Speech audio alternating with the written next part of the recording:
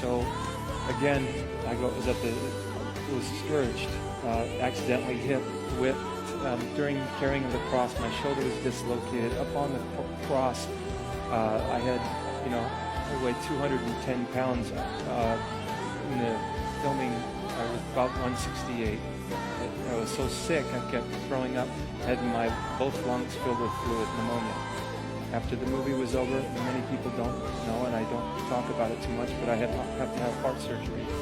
So I was struck by lightning on the last shot of the day. So that's kind of a moving encounter right there. So what I'm telling you, Wow. if you want to be a Christian, you're in for it.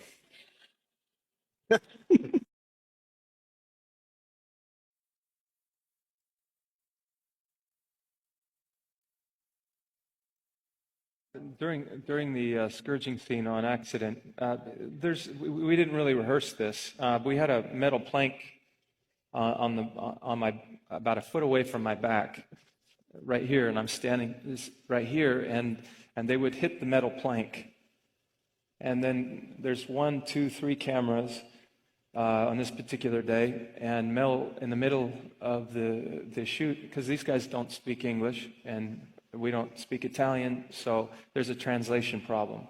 So he's telling Caridi, his assistant, to translate to them, to tell him to hit Jim like baseball, like a pitcher in a baseball game.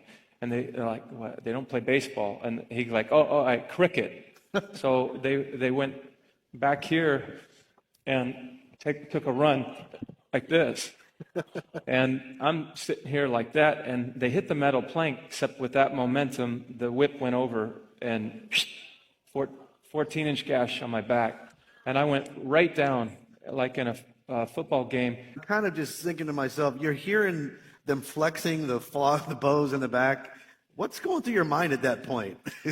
At that point, I'm thinking about all my sins. The whole part was, I'm not worthy to play this role. Yeah. And that's a good place to be in. I told a friend of mine that, and, he says, well, Jim, God doesn't always choose the best.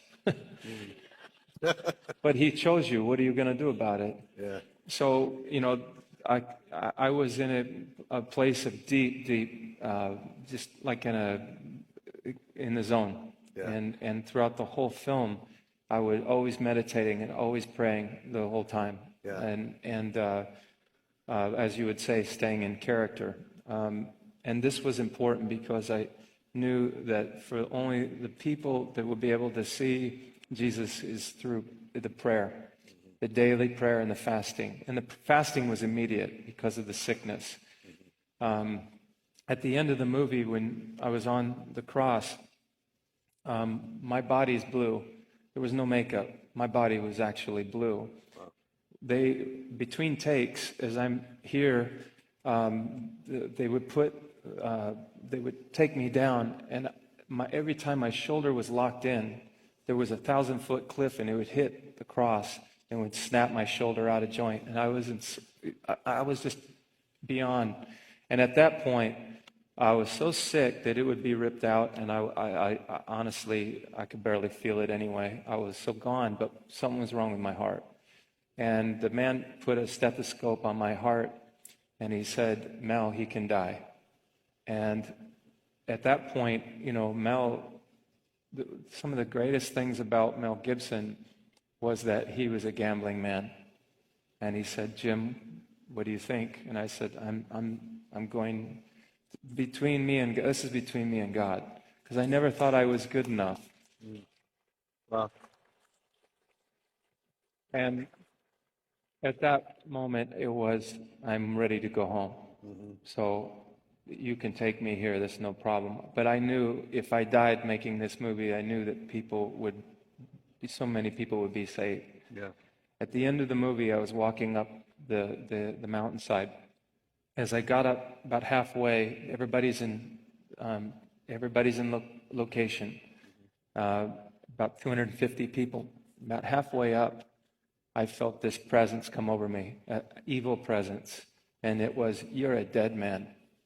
And I remember thinking, this is the best news. This is where I was. This is the best news I've ever had, because I know if I die, I'm going to heaven. Oh. I got to the top. About the fifth take, the clouds were so low, the thunder and lightning was the sound of a howitzer. It was so powerful that you could feel the earth move. Yeah. And I saw two people that were about as close as these two are to me, and their eyes were looking up and they were watering like they were going to cry. And my hair, I couldn't feel it. And I heard a huge gasp in the audience because they saw something, and I couldn't hear anything. It was like an eye of a storm. If you're in the eye of the storm, your hair could be blowing. It could be 30-knot winds, and I'd never heard the wind blowing. It was silence. 5 seconds, 4, 3, 2, 1, and this light came right down from heaven and lit me up. What people witnessed was an illumination around my body and a fire on the right and left side of my head. And for one moment, I was looking at myself outside my body. You got struck with lightning. I was struck by lightning. Yeah. And there were three groups of people. Pastor Miles mentioned that asked me this yesterday. Was it true? There were a lot of people that were very indifferent about being extras in the movie. I said, yes, tremendous amount. In fact, there were three groups of people, and there were the believers, and there were the non-believers, and there were the fence riders. They're the ones that are very indifferent about it. Mm-hmm. Two of those are bad decisions. But what was amazing is that people who think they're fence riding think that that's not a choice. It is a choice. Mm-hmm. You are fence riding, and that is a decision that one is making. Mm-hmm. And but when I was hit, everybody fell on their face. Amazing. The ground shook. Yeah. And from that point, that was the last shot of the movie.